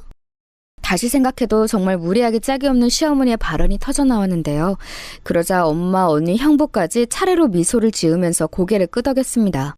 당사자인 엄마께서 특히나 전혀 개의치 않는다는 듯 온화한 표정을 하고 계셔서 제가 좀 당황스러웠어요. 저는 아까부터 이 이상한 분위기가 너무나도 불편했습니다. 이런 게 무슨 상견례인가 싶었고요. 제가 어두워진 낯빛이 된 것을 슬쩍 엄마께서 살펴보시더니 이내 이런 말을 꺼내셨어요. 우리 작은 딸 정말 생활력 강하고 야무진 아이예요. 제 딸이지만 정말 저보다 낫다고 생각을 합니다. 제가 장담 드리는데 시간을 두고 지켜보실수록 나무랄 데 없는 며느리라는 걸 아시게 될 거예요. 맞아요. 선정이는 저희 집에서 언제나 언니보다 나은 동생이었어요. 저보다 훨씬 똑부러져요. 갑자기 엄마께서 그런 말씀을 하셔서 제가 감동과 민망함이 교차했는데 언니까지 맞장구를 치더군요. 그러면서 두 사람 다 제 쪽을 빠르게 흘끗하며 슬쩍 미소를 지어 보였어요. 시어머니로 인해 상견례장의 분위기가 자꾸 오리무중으로 흘러가니까 두 사람이 얼른 이 자리에 본질을 꺼내들고 저에 대한 좋은 이야기까지 꺼내준 것이었죠. 그런데 그 다음 순간이었어요. 시어머니께서 피식 웃는 소리를 크게 내시더니 이런 소리를 하셨습니다. 딸 2명 중에서 하나라도 목표를 달성하였으니 성공하셨네요. 딸 팔아서 한몫 챙기시려는 건데 앞으로 걱정 없이 든든하시겠습니다. 행복하시겠어요. 저는 그 순간 제 몸에 피가 차갑게 식는 느낌이 들었어요. 무례의 정도를 넘어서 버린 시어머니의 발언, 그 경멸이 가득한 얼굴을 마주하고서도 저희 엄마께서는 애써 미소를 지으시며 손사래를 치실 따름이었죠. 아닙니다. 절대로 아니에요. 딸 팔아서 한몫 챙긴다니 완전히 어붕성설임이십니다. 저희 아이들이 자기들끼리 너무 좋아서 한다는 결혼인데 그런 말씀이 나오시는 것 자체가 저는 좀 아니라고 봐요. 참나, 고상한 척 하실 것 없어요. 전공이 딱 찔렸다는 그 표정까지 숨겨지지는 않으니까요. 지금 만약 다리만 멀쩡하셨으면 바로 이 시점에 화장실로 도망가셨어야 맞는 건데 그러실 수 없으니 정말 안 됐네요. 이건 완전히 미친 상황이었어요. 제가 얼른 곁눈질로 엄마, 언니, 형부를 쳐다봤습니다. 형부는 그 착하고 온순한 사람이 전에 없도록 눈빛이 싸늘해식은 상태였으나 그럼에도 참는 형색이었고요. 언니는 입가를 파르르 떨고 있었지만 애써 웃는 모양을 유지하고 있었습니다. 그리고 엄마는 억지로 은은한 미소를 유지하고 계셨죠. 그 묘멸감 앞에서도 말이에요. 그 모습들을 차례로 확인하자 저는 차갑게 식었던 피가 이번에는 거꾸로 치솟는 감각을 맛봤습니다. 그 순간 모든 게 아무래도 상관없어졌어요. 지금 뭐라고 하신 거예요? 제 목소리가 큰 울림을 담고 흘러나갔어요. 그건 누가 들어도 화를 잔뜩 눌러놓은 목소리였죠. 모두가 놀라서 저를 쳐다봤고 시어머니께서는 기가 막힌다는 듯이 코웃음을 한번 치셨습니다. 너 왜 그렇게 발끈하니? 여기가 어느 안전이라고 눈을 그렇게 치켜드는 거야? 말씀 돌리지 마시고요. 뭐라고 하셨던 건지 그거나 답하세요. 저희 엄마께 무슨 소리를 짓거리신 거냐고요. 당장 사과하세요. 말하다 보니 더 화가 나서 제가 끝에는 소리를 질렀어요. 그러자 시어머니께서는 자리에서 벌떡 일어나시더니 상체를 제 쪽으로 가까이 들이밀며 눈을 부라리셨습니다. 그건 마치 감히 니까짓 게 지금 나한테? 라는 경고 행동처럼 보였어요. 저는 지지 않고 똑같이 자리에서 일어났죠. 사과라니? 무슨 사과? 아시고 이것 봐라. 버릇없이 구는 이 꼬라지는 뭐람? 너 대체 뭐야? 뭐하는 얘니? 너 이렇게 쉽게 미천한 본성을 드러내가지고 내 아들하고 결혼을 할 수 있을 것 같아? 너도 네 엄마처럼 전곡 찔려서 이렇게 발끈한 거지? 내 아들 낼름 채워가서 팔자 고쳐볼 생각에 그간 싱글벙글하기만 했고 이렇게 전곡 찔려볼 각오는 안 되어 있었나 봐. 기가 막히네. 모녀가 쌍으로 염치가 없는 것도 정도가 있지. 시어머니께서는 말씀을 마치시며 상위에 침을 뱉는 신용까지 하셨습니다. 그걸 본 순간 제가 손을 들어서 있는 힘껏 시어머니의 뺨을 후려쳐버렸죠. 우당탕하고 시어머니께서 중심을 잃고 쓰러지신 소리가 상경내장에 울려 퍼졌습니다. 그 정도로 제가 세게 때렸던 거예요. 시누이가 짧게 비명을 질렀고 언니는 저에게 너 미쳤냐는 중얼거림을 뱉었습니다. 엄마께서는 놀란 몸을 떨고 계셨는데 형부는 그런 엄마부터 챙기며 안색을 살피고 있었죠. 시아버지께서 옆에서 부축하시는 걸 뿌리친 시어머니께서는 몸을 일으키시며 저를 표독스럽게 째려보셨어요. 야, 결혼은 고사하고 너는 내가 고소할 거야. 너는 이제 끝이야. 당연한 소리를 하시네요.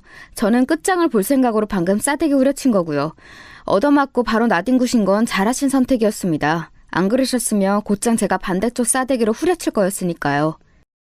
시어머니께서는 제 말에 경악하셨는지 입을 떡 벌리시고는 그대로 굳어버리셨습니다. 사실 저도 제가 뱉은 말에 스스로 놀란 참이었으나 주워 담을 생각은 없었어요. 끝장을 보겠다는 건 진심이었으니까요. 어떻게 돌이키겠나요? 무척 당황하신 시아버지께서 저에게 하실 말씀을 고르려고 열심히 눈알을 굴리시는 게 보였을 때 저는 선수를 쳤습니다. 안색이 어두워져 있는 남편에게 말을 던졌죠.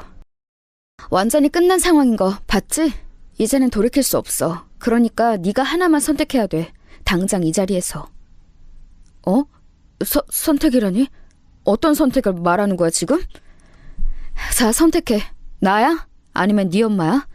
둘 중에 하나만 골라. 네 엄마를 선택해서 네 가족끼리 잘 먹고 잘 살든가 아니면 나를 선택해서 골치 아픈 상황에 한번 빠져보든가. 어떡할래? 어떤 쪽이든 지금 끝을 보자. 도대체 그때 제가 무슨 정신으로 그랬는지는 모르겠네요. 분노인지 모를 감정으로 몸까지 바들바들 떨면서도 저는 차갑게 말했습니다. 그러자 시어머니께서는 기가 차단 웃음을 지으셨고 그러시면서도 이내 기대감 어린 눈빛을 당신의 아들에게 보내셨습니다. 준영아, 차라리 잘 됐다. 저 미치고 정신 나간 것이 알아서 자멸을 해주는구나. 지금 이 자리에서 저것한테 빨리 끝을 통보해버려. 완전히 끝내고 그냥 똥 밟았다고 생각한 뒤 앞으로 잘 살면 돼. 엄마가 100배, 1000배, 10,000배는 더 집안 좋고 예쁜 여자 소개시켜줄게. 네? 엄마, 어떻게 똥 밟았다고 생각하고는 말 수 있겠어요? 그렇게 생각하고 넘기기에는 제가 저 여자를 너무나도 사랑하는데요? 뭐라고? 네가 설마 이 상황에서 네가 이 엄마를 저버리고 저것의 편을 들려는 거야? 준영아, 우리 아들 너 이러지 마. 잘 생각하고 행동해야 돼. 너 지금 이 엄마가 숨 넘어가는 걸 보고 싶어서 이러니? 시어머니께서는 당장이라도 숨이 꼴깍 넘어가시겠다는 표정으로 가슴에 손을 대시며 한숨을 쉬셨어요. 설마 하시는 눈빛을 하고 계셨지만 남편이 다음 순간 제 쪽을 슬쩍 바라보더니 이렇게 대답을 하며 그 간절한 눈빛을 배반하였습니다. 엄마, 죄송한데 저 그냥 이 사람하고 결혼해서 잘 살게요. 비록 엄마와 함께 하지는 못하겠지만 제가 행복하게 잘 살면 그게 효도가 되겠죠? 네가 어떻게 지금 이 엄마가 아니라 저걸 선택할 수가 있어? 네가 방금 그 꼴을 보고도 그 입에서 그딴 소리가 나와? 어떻게 네 엄마를 때린 여자하고 결혼을 하겠다고 할 수 있느냐 이 말이야. 그래놓고 효도를 운운해? 세상에나 준영아. 아들, 너 이러는 거 아니다. 시어머니께서는 거친 호흡을 연달아 뱉으시더니 아예 뒤로 휙 넘어가 버리셨습니다. 시누이가 바로 뒤를 받쳐줘서 망정이었죠. 안 그랬다면 의자 같은 데 머리를 잘못 박으실 수도 있었어요. 뒤로 넘어가신 시어머니께서 눈을 반쯤 까 뒤집으시는 걸 보고 시아버지께서 다급히 구급차를 부르셨습니다. 남편과 시어머니의 짧은 대치를 멍하게 보고 있었던 저는 그제야 정신이 들었던 것 같아요. 상견례장은 물론이고 거기 식당 자체가 어수선해졌습니다. 그곳을 나올 수밖에 없었죠. 엄마께서는 걱정스럽게 저에게 물어오셨어요. 선정아, 너 이래도 되는 거야? 너 왜 그랬어? 어? 저러다 잘못되시면 그땐 어떡하면 좋니? 아까 구급차 타실 때 의식 있으신 거 내가 다 봤어. 아마 별일 없을 거야. 그런데 엄마야말로 아까 왜 그랬어? 엄마뿐만이 아니야. 언니, 형부, 셋 다. 계속 별다른 대꾸도 못하고 그 온갖 무례한 언사를 듣고만 있고 실실 웃기나 하고. 제 말에 언니가 다가오더니 저의 어깨를 어루만져주며 설명을 하더군요. 세 사람 다 제 결혼을 위해 무작정 참았다는 거예요. 제 결혼, 즉 제 행복이 우선이라고들 생각을 해서 모욕을 눌러 참으면서 계속 바보처럼 웃고 있었다는 겁니다. 저희 집안이 많이 기우는 결혼이었으니만큼 무작정 저를 위해 참으며 인내하기로 다들 작정하고 상견례장에 나온 것이었어요. 그 속내를 듣고 저는 정말 속상했습니다. 다들 왜 내 마음을 이렇게 몰라줘? 나는 우리 가족이 행복한 거 바로 그걸로 행복한 사람인데 이런 내 마음도 모르고 왜 그 상황에서 참고만 있었던 거야. 내가 분명히 말해두는데 나는 우리 가족이 최우선이야. 시어머니의 빈정거림 앞에서도 눈물 따위는 나오지 않았었는데 아이러니하게도 이런 순간에 눈물이 나올 것 같더라고요. 꾹 참으면서 제가 말을 했을 때였어요. 제 뒤편에서 조심스러운 목소리가 들려왔습니다. 그 가족의 범위에 나도 끼워주는 거 맞지? 자기야, 왜 여기에 있어? 아까 병원에 같이 간 거 아니었어? 나도 그러려고 했는데 우리 누나가 나보고 그냥 남으라고 그러더라. 엄마하고 아빠는 본인이 알아서 잘할 테니까 나는 남아서 수습이나 잘하라고 그랬어. 우리 누나가 웬일이래? 솔직히 남매끼리 전혀 친하지도 않고 사춘기 이후로는 어색한 사이였을 뿐인데 이런 때에 와서 누나가 도움이 다 되어줄 줄은 몰랐네. 만약에 병원으로 같이 갔으면 나는 아마 엄마로부터 별 우는 소리 다 들었을 거야. 내 마음 약해지게 만들려고 엄마가 아마 갖은 술을 다 쓰셨을 테니까. 그러면서 남편은 남은 저희끼리 밥을 먹자고 제안해 왔어요. 엄마는 놀란 심정이 전혀 진정이 안 됐다면서 밥이 넘어갈 상태가 아니라고 하셨죠. 임신한 언니를 향해 은근히 동조를 요구하셨지만 의외로 언니 또한 밥 먹으러 가자며 남편의 손을 들어주었습니다. 형부도 불편한 상견례장에서 거의 음식을 먹지 못했었기 때문에 결국 저희들은 다른 식당에 가서 제대로 된 저녁 식사를 하게 되었어요. 잘 먹는 저희 네 사람을 보면서 엄마께서는 고개를 가로저으셨는데 입가에는 미소를 조금 거신 걸 제가 본 뒤였네요. 밥을 다 먹어갈 때 제가 조용히 남편을 향해 사과를 했어요. 아까 내가 미안했어. 어머님께 어른을 향해 솔직히 내가 그렇게 구는 게 아니었다는 걸 나 자신도 알아. 아니야, 나야말로 미안하지. 아까는 너무 복잡한 생각들이 너무 많이 들어서 엄마가 뭐라고 하시든 끼어들지도 못하고 가만히 있었는데 그렇게 있었던 내 스스로가 너무 초라하기도 하고. 아무튼 지금 내가 내린 결론은 이거야. 그냥 우리끼리 앞으로 잘 살면 될 것 같다는 거야. 남편은 만감이 교차하는 얼굴로 제 손을 꼭 잡아주었고 두 손을 맞잡은 저희 두 사람을 친정 식구들이 흐뭇하게 봐주었습니다. 그리고 시어머니께서는 분노하셨지요. 제가 며칠 후에 시누이로부터 들은 후문이었는데요. 병원에서 퇴원하시기 전부터 시어머니께서는 난리도 아니셨다고 합니다. 준이야, 우리 큰일 났다. 이제 네 시댁에 면목 없어서 어쩐다니? 그딴 품격 없는 집안과 얽혔다고 우리를 우습게 보면 어떡해. 엄마는 왜 쓸데없는 것까지 고려하면서 피곤하게 사세요? 하여간 상견례장에서는 엄마가 잘못하셨어요. 먼저 선을 넘으셨기 때문에 품격이니 뭐니 그런 거 입에 올리실 자격이 없다고 생각해요. 내가 먼저 선을 넘든 말든 그 미친 것이 어른한테 어쩜 그렇게 손을 날릴 수가 있어? 너는 그게 제정신이라고 생각해? 엄마, 만약에 내일 당장 사고를 당해서 엄마의 두 발목이 사라졌다고 쳐요. 누가 내 앞에서 휠체어 신세가 된 엄마를 모욕한다면 그걸 제가 참기를 엄마는 바라시는 거예요? 도저히 자식된 도리로 참을 수가 없는 그런 모욕을 제가 참고 넘기길 바라시는 거냐고요. 반박을 하시려고 했던 시어머니께서는 이내 입을 꾹 다무셨다고 해요. 역지사지를 해보니까 제가 당한 입장이 어떤 것이었는지 조금은 체감이 되신 모양이에요. 이 일화를 시누이에게서 전해 듣고 많은 생각이 들었지만 우선은 시누이에게 고맙더라고요. 어쨌든 자기 엄마가 예비 올케에게 뺨을 맞았음에도 제 편을 들어준 셈이었으니까요. 그리고 시누이에게 이 일화를 듣기 바로 하루 전에는 시아버지께서 연락을 주셨습니다.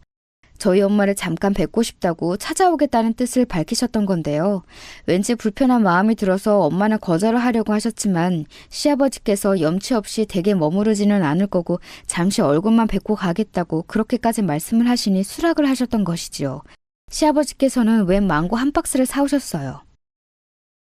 이제 우리나라에서도 망고가 쉽게 보이려나 봅니다. 백화점에 가면 요새 자주 팔고 있네요. 혹시 당 관리 따로 하시는 게 아니라면 맛있게 잡수세요. 아휴, 망고는 냉동으로만 몇 번 먹어본 게 다인데 이렇게 먹음직스러운 생과일 망고를 너무 귀한 걸 주셔서 감사합니다. 잘 먹을게요. 제가 감사 인사를 받을 처지가 못 되는 것 같습니다. 저희 집사람의 물에 부디 어긋난 모종이라 여겨주세요. 그날 너무나도 신뢰가 많았습니다. 부족하나마나 제가 대신 사과드리겠습니다. 현관에 서신 시아버지께서는 그대로 허리를 깊숙이 숙여 저희 엄마께 인사를 하셨습니다. 엄마께서는 놀라신 눈치로 계속 손사래를 치시며 괜찮다고 그러실 것 없다고 그런 말씀을 하셨죠. 그러나 시아버지께서 가시고 나서 엄마께서는 저에게 당신의 본심을 밝히시며 눈시울을 붉히셨어요. 괜찮다고 말은 그렇게 했지만 사과를 받으니까 좋긴 하네. 저는 그때 새로운 다짐을 했던 것 같아요. 저희 엄마께서 앞으로는 당당하게 상대가 누구든 사과를 받으실 만한 상황이라면 망설이시지 않고 사과를 요구하실 수 있도록 제가 그렇게 만들어드리고 싶다는 바람이 들었지요. 열심히 사는 것에 그치지 않고 성공해서 살아야겠다는 결심이 섰어요. 몇 주 후 저는 남편과 결혼식을 올렸습니다. 혼주석에 각각 저희 엄마 그리고 시아버지만 자리했습니다. 신랑 입장의 순간이었는데요. 남편이 저희 엄마의 휠체어를 끌면서 입장하였어요. 우레와 같은 하객들의 박수가 터져나왔습니다. 아직 입장 전이었던 저는 그 소리를 듣고 감동을 받아 눈물이 나올 것 같아서 참느라 혼났지요. 결혼식은 정신없이 지나가 버렸는데 정말 꿈만 같은 시간이었던 것 같아요. 시누이가 웃으면서 전해준 말이 있었는데 꽤 인상 깊었네요. 우리 그이가 결혼식 보더니 뭐라고 하는 줄 알아? 마치 영화 속에서 본 장면 같아서 너무 멋졌대. 이런 건 할리우드 영화에서 볼 수 있는 거 아니었냐면서 신랑이 장모님의 휠체어를 밀며 입장하는 이런 결혼식처럼 멋진 건 없을 거라고 하더라. 저는 그때까지 시누이의 남편, 즉 제 시매부와 접점 하나 없었어요. 시매부가 워낙 자기 처가에 관여하지 않고 지내는 사람이었으니까요. 그런데 제 결혼 이후로 뭔가 변화가 일어날 줄은 몰랐습니다. 제 덕분에 자기가 시댁에서 할 이야기가 생긴 것 같다고 시누이가 그러더라고요. 너무 잘 사는 집안 사람들은 관점이 좀 독특한가 봐요. 그 집에서 보기에 저희 집안이 재미있어 보였나 봅니다. 시누이한테 그 집안 사람들이 저에 대해 이것저것 물어보면서 저랑 남편의 연애 이야기도 궁금해했다네요. 아무래도 시매부가 자기 가족들에게 인상 깊은 결혼식에 대해서 많이 떠들어댔던 것의 여파였겠죠. 사실 나는 계속 시댁에서 겉도는 느낌이었어. 뭘 해도 재미가 없었고 의무적으로 어울리는 기분이 들었거든. 그들 눈에 내가 혹시 동떨어진 존재로 보이지는 않을까 싶어서 나 혼자 지레짐작으로 심적인 거리를 뒀지. 근데 올케 결혼 이후로 말이야. 한번 대화에 물꼬가 트이기 시작하니까 이상하게 내 시댁 식구들이 별로 안 어렵게 생각이 되더라. 저는 그래서 시누이와 이런저런 대화를 하려고 종종 만나게 되었어요. 제가 누구하고 대화를 하는 걸 결코 어려워하는 스타일도 아니었으니까요. 저하고 만나서 대화를 나눌수록 시누이는 말주변이 늘어났고 자기 시댁 식구들과 나눌 대화 주제도 잘 찾기 시작했어요. 그러면서 시누이는 점차 자기 남편인 제 시매부하고도 이전보다 다르게 지내게 됐답니다. 활동적이 되면서 시누이가 자신감도 생겼고 시매부한테 할 말 다 하면서 살게 되었어요. 이 시작이 제 결혼이었다는 게 저는 지금 곱씹어봐도 신기할 따름이에요. 저희 언니는 무사히 출산을 했는데요. 육아 문제로 고민할 때 육아 선배인 시누이가 여러 도움을 주기도 했어요. 그리고 형부가 워낙 자기 처가에 잘하는 사람이잖아요. 제 남편이 결혼하고 나서 그걸 보며 배웠습니다. 형부가 그때 저희 엄마께 주기로 따지면 거의 일주일에 그때 한두 번 전화를 드리고 있었는데요. 남편이 그럼 자기는 최소한 두세 번은 전화를 드려야겠다면서 의욕을 보였지요. 제가 그럴 필요까지는 없다고 만류했네요. 남편이 저희 엄마께 잘하려고 드니까 저도 은근히 그게 신경이 쓰여서 시아버지께 더욱 싹싹하게 잘 해드렸습니다. 모두가 행복한 변화를 맞이하며 진정한 가족이 되어가고 있을 때 소외되신 한 분이 계셨지요. 네, 바로 제 시어머니셨습니다. 나는 절대로 굴하지 않아. 나는 나만의 길을 갈 거야. 감히 내가 끝까지 허락을 하지 않았다고 해서 나를 정말로 결혼식에 빼버려? 이런 결혼이 어디 끝까지 평탄하게 잘 갈 수 있을 것 같아? 지금이야 다들 그 정신 나간 것한테 이상하게 홀려서 그러고들 있지만 시간만 좀 지나봐라. 다들 땅을 치고 후회하면서 내 판단이 맞았다고 할 테니까. 시어머니께서는 처음에 굉장히 의기양양해 하셨어요. 시아버지께서는 굳이 댁으로 제가 방문 안 해도 된다고 하셨었지만 그래도 모든 상황에 안 그럴 수는 없어서 제가 시댁을 방문했을 때면 시어머니는 마주치기도 했는데요. 아주 저 보란듯이 시어머니께서는 어깨에 힘을 주고 콧방귀를 끼셨습니다. 저는 별다른 대꾸도 안 하고 그냥 고개만 꾸벅 인사드리는 게 전부였죠. 그런 저를 보며 시어머니께서는 조금만 지나봐라 어디 두고 보자는 식으로 자신만만해 하셨지만 오히려 시간이 갈수록 힘을 잃는 쪽은 시어머니셨습니다. 그토록 귀하게 여기셨던 당신의 사돈 때, 그러니까 시누이의 시댁이 저에게 호의적인 것부터가 시어머니께서는 큰 타격이었고요. 시누이 부부가 저희 부부와 함께 부산 여행을 주말에 다녀왔다는 걸 아셨을 때는 거의 거품을 무셨다고 나중에 시누이로부터 전해 들었네요. 그리고 제가 결혼 후에 좀 승승장구만 했어요. 직장을 다니면서도 저는 그것에 만족하지 못하고 일주일에 2번 평일 저녁에 퇴근하고 컴퓨터 디자인 배우는 학원에 다녔고 주말 일은 아침마다 카페 오픈 아르바이트 일을 했습니다. 그러면서도 결혼 생활에 충실하기 위해 남편하고 둘이 있을 때는 다른 생각 안 하고 온전히 둘이 재미있게 시간을 보냈어요. 저는 디자인 공부를 한 뒤로 작은 일감을 받아 조금씩 그 경력을 쌓아나갔고요. 이렇게 여러 가지 일을 동시에 하면서 공부까지 한 제 경험담을 담아서 인터넷으로 발간하는 제 자서전을 냈어요. 그런데 이게 소위 대박을 터뜨렸습니다. 저는 스스로 기념하기 위해서 책을 낸 것이나 다름없었는데 그게 엄청 반응이 좋았던 거예요. 그러자 인터넷 강의를 제공하는 어느 업체에서 저에게 연락을 주었고 저에게 혹시 인터넷 강의를 개설해보지 않겠냐며 제안을 해왔습니다. 망설여졌지만 저는 결혼 전에 엄마를 보며 반드시 성공하겠다는 의욕을 다진 바 있었기에 그 마음을 되새기며 그 제안을 받아들였어요. 믿져야 본전이라 생각하며 직장 다니고 디자인 외주 일을 처리하는 와중에도 강의를 준비했는데 생각보다 더 잘 됐습니다. 어느 정도 이쪽 방면에서 인지도를 가지게 되자 그 이후로는 계속 더 큰 일로 연결이 되었어요. 계속 기회가 쏟아졌죠. 나는 요새 어디를 가든 빨리 며느리 자랑하고 싶어서 아주 입이 근질근질해. 우리 준영이가 결혼을 어쩜 이렇게 잘했는지. 제가 아주 운이 좋았죠. 아내 받들어 모시고 사는 남편 역할을 열심히 하려고 제가 매일매일 노력 중이에요. 간만에 남편하고 시댁에 들렀을 때 저 듣기 민망한 내용의 부자간의 대화가 화기애애하게 이어졌는데 외출하고 안 계셨던 시어머니께서 어느새 댁에 돌아오셔서는 그 이야기를 듣고 계셨어요. 제가 문득 뒤를 돌아봤다가 현관 중문 뒤에 몸을 반쯤 감추시고 귀를 쫑긋하시는 모습을 보고 말았네요. 그것 때문이었을까요? 그 이후로 시어머니께는 며칠을 알아 누우셨습니다. 그때 시아버지께서 처음으로 종용을 하셨대요. 이제 그만 되도 않는 고집은 꺾어버리고 며느리와 잘 지내보라고 말이에요. 그러자 시어머니께서는 대답도 없이 끙끙 앓는 소리만 내셨다네요.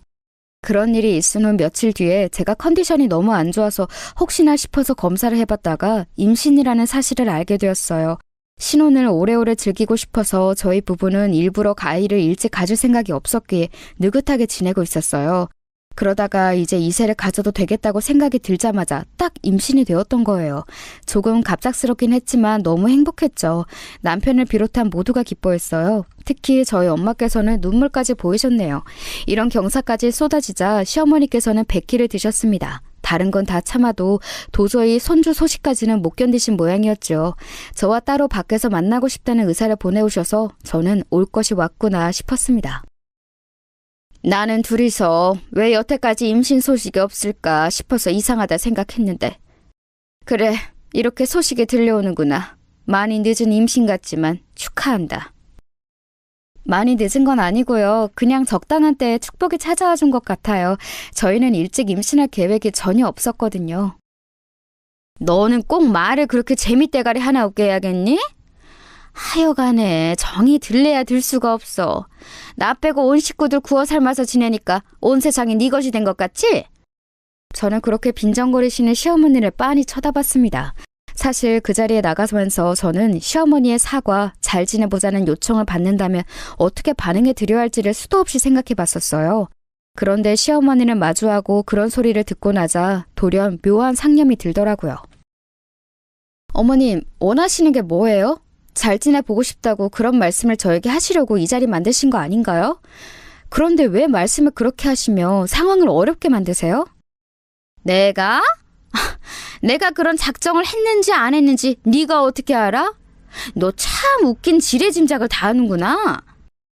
어머님은 몇 세까지 사실 거예요? 80? 아니면 90? 만약에 100세까지 사신다고 한들 어머니께서는 이미 수명의 절반 이상을 넘어온 지 한참이시군요. 뭐야 너? 지금 내 속을 긁어놓으려고 그딴 망발을 짓거리는 거야? 영원히 사실 것도 아닌데 그렇게 구실 필요는 없다고 그런 말씀을 드리는 거예요. 왜 그렇게 생각하면 사셔야 하나요? 자식이 나의 소유물도 아닌데 자식의 인생이라는 게 있는 건데 자식이 결혼하겠다는 집안이 조금 부족한들 그게 뭐가 그렇게 큰 흠이며 사돈이 휠체어를 타든 말든 그게 뭐 그렇게 상관이 있나요? 그걸 왜 어머니께서 그토록 분하게 여기시나요? 얄미워 죽겠는 며느리가 성공가도를 달리는 걸 응원도 축하도 못해주며 지내셨죠. 혼자 그간 소외되신 채로 지내시면서도 애써 아무렇지 않아서 구셨고요. 이게 다 무슨 의미가 있나요? 아들 부부의 임신 소식이 너무 기쁘시면서도 며느리에게 품은 앙금 때문에 그 자존심 때문에 지금 또 이 자리에서 어머님을 빈정거리고 계시네요. 어머님, 저에게 화해의 손길을 내밀기 위해 이 자리를 만드신 거 알고 있어요. 아니라고 부정하실 거라면 지금 당장 자리를 박차고 나가시면 돼요. 그러자 시어머니께서는 목덜미가 빨갛게 변하시면서도 차마 부정은 못하시더군요. 상견례 장에서 시어머니께서 쓰셨던 표현을 따라 그야말로 전곡에 찔리신 모양이었습니다. 저는 차분히 말씀드렸습니다. 어머님, 그런 의도로 이 자리를 만드신 게 맞다면 제가 먼저 확실하게 말씀을 드릴게요. 사과할 번지수를 잘못 찾으셨어요. 그건 제가 아니라 저희 엄마께 하셔야 맞는 거예요. 그 후에 제가 어머님과 잘 지내보든 말든 할 수 있는 겁니다. 나 원참 기가 막혀서. 내가 예전 그때 그 일로 굳이 네 엄마한테 가서 사과를 해야 한다는 거야? 네 시아비가 그때 집으로 찾아가서 사과하고 온 걸 내가 뻔히 다 아는데? 네가 뭐라도 된 줄 알고 지금 나한테 고압적으로 나오는 모양이구나. 임신했다고 유세 떠는 거야? 네 엄마가 아니라 사돈이라고 하셔야죠. 제가 어떻게 어머님께 고압적으로 나갈 수 있겠나요? 저는 그냥 당연한 순서를 말씀드린 것뿐이에요. 그리고 어머님, 저희 엄마께서는 단 한 번도 겉으로 티를 내신 적 없으시지만 저는 자식이기 알아요. 엄마께서 그날 이후로 계속 어머님의 사과를 기다리고 계신다는 사실을 말이에요. 제가 조용히 덧붙인 뒷말을 듣고 나서 시어머니께서는 기세가 누그러지셨습니다. 그러더니 생각에 잠기신 얼굴이 되어 한숨을 쉬셨죠. 하지만 끝내 그러겠다고 하지는 않으셨습니다. 저는 먼저 자리에서 일어나시는 시어머니를 향해 말씀드렸어요. 마지막 기회를 드리는 거라고 말입니다. 그러자 시어머니께서는 살짝 코웃음을 치면서 자리를 뜨셨어요. 속은 어떨지언정 자꾸 고슴도치처럼 가시를 세우시는 시어머니를 향해 그때 저는 별로 기대를 하지 않았어요. 그런데 이틀 뒤였습니다. 엄마의 전화를 받았어요. 문자를 한참 전에 보냈는데 지금까지도 답장이 없길래 계속 기다리다가 전화를 걸었어. 혹시 일하느라 바쁜 건 아니지? 아, 그랬어요? 밀린 업무가 있어서 그거 보느라 시간 가는 줄 몰랐네. 근데 엄마 무슨 일이길래 그래요? 혹시 급한 일이라도 있으셔? 목소리가 들뜨신 것 같은데? 좋은 소식 있으신 거지? 나 이런 거 눈치 백단이야. 아휴, 너는 뭐 그런 걸 눈치로 읽고 그래. 그게 다름이 아니라 사부인께서 오늘 아침에 찾아오셨어. 뭐라고? 갑자기? 그래서 무슨 일이 있었어요? 엄마, 혹시 또 무슨 무례라도 당하신 건 아니지? 아니야. 오히려 사과를 받았어. 내가 일부러 이렇게 표현하는 게 아니라 정말로 군더더기 없이 정중하고 깔끔한 사과였어. 그래서 나도 흔쾌히 그 사과 받아들이겠다고 말씀드렸지. 아까 그 상황에서는 놀라움이 커서 제대로 머리가 안 돌아갔는데 사부인 가시고 나서 곱씹어 보니까 왠지 모르게 가슴이 벅차오르더라. 그리고 네 생각이 나서 걱정이 됐어. 내가 멋대로 이렇게 사부인의 사과를 받아줘도 괜찮은 거였니? 네가 혹시 반대할 생각이라면 내가 당장 사부인께 연락드려서 그 사과 받는 거 취소하겠다고 말씀드릴게. 엄마의 다급한 덧붙임을 듣고 저도 모르게 웃음이 나왔어요. 엄마가 저보고 왜 웃냐고 물으셨는데 대답도 못 해드릴 만큼 계속 웃음이 나왔던 것 같아요. 웃겨서 웃은 것은 아니었고 기뻐서 웃은 것도 아니었고 지금 생각해도 모르겠어요. 그때 무슨 감정이 들어서 계속 웃었던 걸까요? 확실한 건 어딘가 후련한 기분이 들었단 것이겠죠. 저는 그날 퇴근하자마자 시댁에 찾아갔어요. 문을 열어주신 시어머니께서 퉁명스러운 표정을 지어 보이셨습니다. 그러더니 힘 빠진 웃음과 함께 이렇게 말씀을 하셨죠. 내가 네 엄마, 아니지. 사돈께 사과하고 온 것 가지고 너는 네가 이겼다시고 그거 확정 지으려고 부랴부랴 달려왔구나? 그래, 네가 이겼다. 네가 이겼고 내가 졌어. 인정할게. 어머님, 그날 상견례하던 자리에서 제가 어머님의 뺨을 때렸던 것 정식으로 사과드립니다. 그러자 시어머니께서는 깜짝 놀라서 굳어버리셨어요. 설마 그걸 제가 사과드릴 줄은 상상도 못하셨던 듯 싶더라고요. 하지만 저는 언제든 이걸 사과드릴 준비가 되어 있었습니다. 누구에게도 말을 한 적은 없었으나 속으로 늘 그렇게 생각하고 있었어요. 저희 엄마와 시어머니 간에 정식으로 사과와 청산이 이뤄진다면 저 역시 시어머니께 사과를 드리겠다고 말입니다. 저는 사과와 함께 숙였던 허리를 천천히 바로했는데 그리고 놀라운 광경을 목도했어요. 시어머니의 눈에 눈물이 고여 있었습니다. 너무 의외인 상황에 제가 놀라서 어버버하고 있자 시어머니께서는 다급히 손사래를 치셨어요. 저보고 얼른 가라고 하시더라고요. 얼떨결에 시댁 밖으로 나와버렸죠. 남편하고 시누이에게는 시어머니께서 눈물을 보이셨다는 얘기는 안 하고 그냥 잘 해결되었다고만 알려주었어요. 다들 기뻐하더라고요. 둘 다 저에게는 아닌 척 굴어도 어쩔 수 없이 팔은 안으로 굽는 법이라는 걸 저는 내심 알고 있었습니다. 제가 저희 엄마와 시댁 사이에서 무조건 엄마 편을 들 수밖에 없듯이 남편과 시누이 그리고 시아버지까지 결국은 시어머니를 저버릴 수 없다는 걸 저는 알고 있었어요. 그렇기에 기뻐하는 감정을 감추지 못하는 시댁 식구들을 보며 이제야 진정한 평화와 행복이 시작되겠구나 싶었습니다. 그 일 이후로 제가 당장 시어머니와 친해졌다든가 뭐 그런 드라마 같은 변화가 일어난 건 아니었어요. 여전히 대면대면했죠. 하지만 그 이전과는 확실히 달라져 있었어요. 점차 관계가 나아졌죠. 제가 시어머니의 옛날 이야기를 접하게 된 것은 아이를 낳고 나서도 1년이 더 지나 돌잔치를 열 때였답니다. 시어머니의 먼 친척 언니 되시는 분이 원래 외국에 거주하시는데 한국에 며칠 머무는 일정으로 들어오셨을 때 마침 아이 돌잔치가 열리게 되자 참석하시게 되었거든요. 아이가 무척 예쁘다고 덕담을 저에게 건네시면서 그분이 이런 말씀을 해주셨어요. 유전이라는 게 참 신기하네. 애 얼굴에서 영란이 어렸을 때의 모습이 보여. 영란이가 불우한 유년 시절을 보내서 가족에게 버림받았던 서름이나 돈이 없어서 굶고 살았던 그 배고픔. 친척 어르신들에게 잠시 몸을 의탁하며 지낼 때 거기가 부촌과 가까웠기 때문에 그곳에서 겪었던 차별과 멸시 이런 것들을 지독하게 안고 있는 사람이거든. 안 해본 일이 없었을 거야. 그 시절에 다들 그렇게 고생하고 또 노력하며 살았다지만 영란이처럼 지독하게 온갖 고생 다 하다가 이악 물고 밑바닥에서부터 올라온 사람도 드물었을 거야. 그러니 결혼 상대도 잘 잡을 수 있었지. 고난과 역경을 다 이겨내고 남들처럼 결혼해서 자식을 낳고 손주들도 보고. 영란이의 인생이 지금 무탈한 거 보면 옛날에 그 숱한 고생이 빛을 발하는 것 같아. 네? 영란이면 지금 제 시어머니 말씀하시는 거 맞으시죠? 말도 안 돼요. 어머니께 그런 과거가 있었다고요? 저는 막연히 유복하게 자라신 아버님을 운 좋게 잘 만나셔서 그냥 그렇게 평탄히 살아오셨던 게 아닐까 이런 짐작만 했었어요. 그런데 제가 멋대로 잘못된 짐작을 했던 거였네요. 그럴 만도 하지. 명란이가 옛날부터 자기 얕보는 거 가장 싫어했기 때문에 그 자존심에 자기 힘들게 살았던 옛날 이야기는 절대 안 꺼내고 살 사람이야. 시어머니께서 가지고 계신 곧잘 세우시곤 하셨던 그 가시, 출처가 어디서 기인한 것인지 그날 저는 왠지 알 것만 같아졌습니다. 하지만 그런 티를 굳이 내지는 않았어요. 시어머니께서는 당신의 그런 부분을 누가 알아준다고 해서 절대 겉으로 반가워하실 분이 아니라는 걸 저는 이제 분명하게 알고 있었으니까요. 다만 그 이후로 시어머니라는 한 사람을 제가 인간적으로 이해해보려고 제 나름의 노력을 하게 되었던 것 같아요. 그러자 점차 놀라운 변화가 일어나더군요. 제가 그런 마음을 먹고 나자 시어머니께서도 점차 저에게 나긋나긋한 언사를 보이기 시작하셨어요. 원래는 어떤 말씀이든 무조건 틱틱거리며 하시기 일쑤였는데 시간이 갈수록 그런 모습을 찾아보기가 힘들어졌죠.